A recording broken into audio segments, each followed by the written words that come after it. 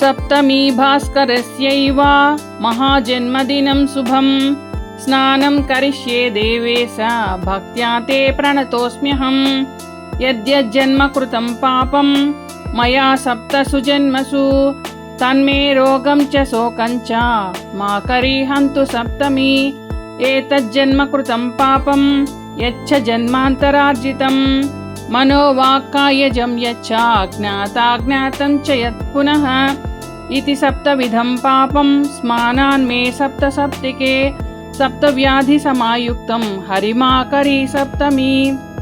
అనగా భాస్కరుని పుట్టినరోజైన ఈ పవిత్ర రథ సప్తమి నాడు ఓ దేవాధిదేవా సూర్యనారాయణ, భక్తితో స్నానం చేసి నీకు నమస్కరిస్తున్నాను.